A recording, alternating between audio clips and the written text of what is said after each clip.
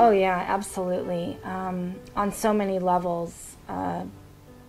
Personal hygiene. Both my kids were not potty trained before treatment, and within treatment, probably about 2 months after, they were completely potty trained. So that saved us a lot of money on pull-ups and diapers and so forth. That was a huge milestone. That was probably one of the biggest ones. Also, using utensils. My children never used utensils, and now they use a fork and a spoon, and they drink out of a straw, a regular cup.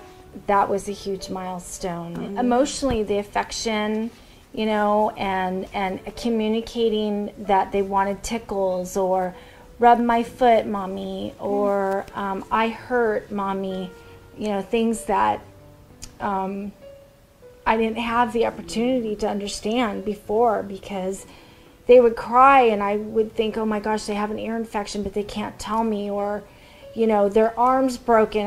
How am I going to know this? But now they can point and tell me, and that's such a huge transition to understanding what your child is going through and what they need. It's the first significant treatment that has had so much effectiveness after.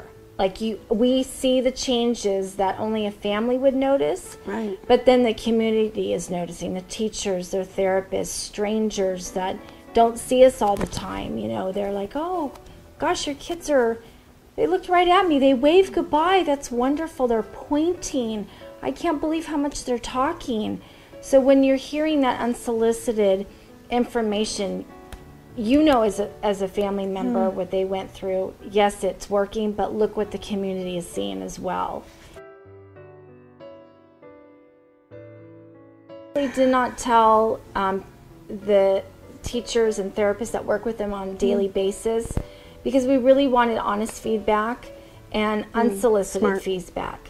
So when they say, you know, Jack is really coming a long way in a short time, look what he did today. He played a game today where he would never play, taking turns. Oh, yeah. That was huge. The eye contact, the verbal, you know, body language, going out into the community, that was huge, because my kids would elope, they would run away, they would scream, they would stem on the aisles.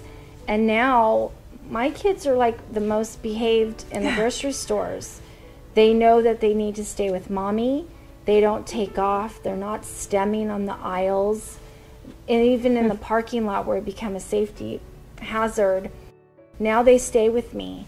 And I can pretty much take them anywhere by myself, where I could never do that before the treatments. I wouldn't do 2 at a time. I would do 1, but I would still be nervous. And they've come a long way in a short time since the treatment, and I'm so blessed that we had the opportunity to do it. And I hope that other parents that are watching this have the opportunity and seek the information to help their children, because it's really rejuvenating their lives for a better quality of life. Another thing with the children is their textile issues that they had. My kids never liked to touch sand, Play-Doh, stickers, and since the treatment, we go to the beach for hours. They go in the water, they play in the sand, wear Band-Aids on their skin. They play with Play-Doh. They play with shaving cream during therapy. Stickers, they love stickers. And when we first tried to put a Band-Aid on one of Jack's boo-boos before treatment, he screamed so loud, I thought the whole city heard. And now I can put a Band-Aid on him and there's no issue. It's so normal, I don't even think about it. And now they're flexible when it comes to even, like, for instance, going to Disneyland. When we went before the treatment, it was the same route every time. And if we changed the route, they would get really upset and almost like hurt themselves because they couldn't handle that. Now, where do we want to go today? They are, and they're so open to it. It's not even an issue anymore. And I thought those things that I just said would never get better. They would never change. And now I don't even think about it. And we just look back and go, Guy, I can't even, how did we do it? Kiddos are very, very smart, and people don't realize how smart they are. They just can't verbalize their thoughts and feelings. And that's why autism is so mysterious. And with the treatments, they are able to start developing on a fast pace. Gaining speed, because along with it, when the behaviors go down and they're able to touch, feel, sense, and speak, then they're able to learn quicker without behaviors. They're able to try new things, try new foods, try different shoes, routine, try to ride a bike. We can never get them to go on a big wheel or ride a bike, and now they do that. And when you hear the diagnosis of your child, you think, my kid's never going to be able to do any of this. And I used to feel that way, and now it's like, I can't wait till my kid does this. There's just steps that you have to take, because they still have autism, but it's not who they are, because they're getting better.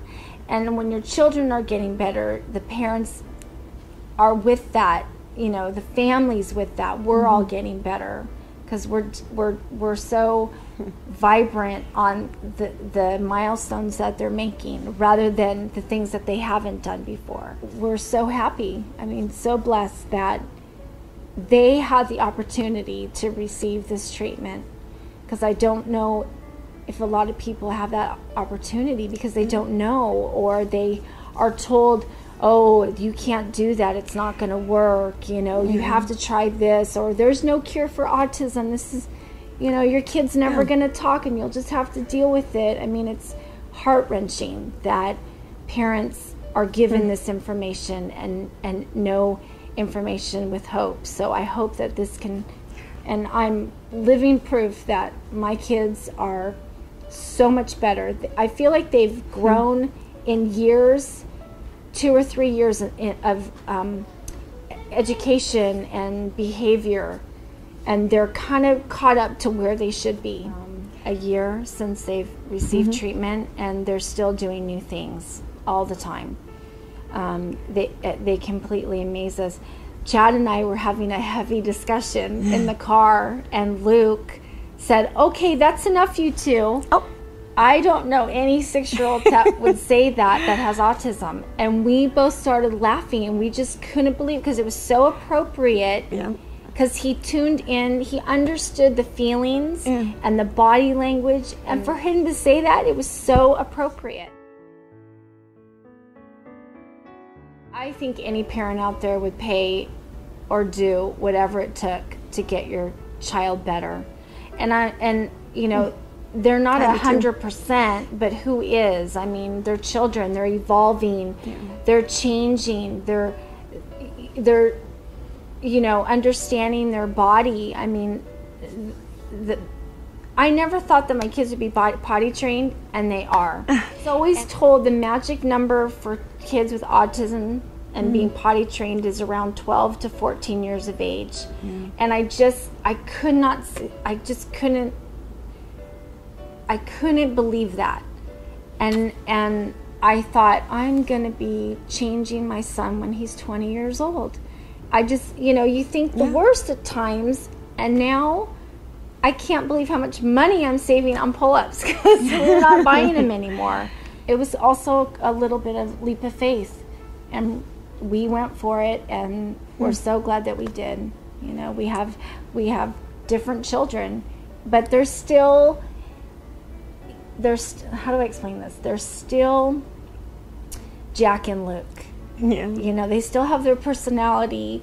It's just now that it's coming out, and they're so funny. They laugh at the appropriate times at movies, which they never did. We can take them to the movies that we never could before. We took our first trip last April to Arizona, 6-hour drive, first visit to a hotel. They did wonderful. It's another thing, restaurants, we never went out to dinner. We never would go in a restaurant because when we did, it was a nightmare. We left, 20 minutes in, had to get the food to go. People are staring at us. They don't understand why our kids are behaving that way. Now we can go to a restaurant and we pinch ourselves. Like, I can't believe, look how good they're being. Sure. We go to a restaurant and they get excited. And when we first did that, it had been 4 years since we went to a restaurant. And we went to a restaurant and they were wonderful. They ate their food with utensils, no behaviors. Chad and I, we just were amazed.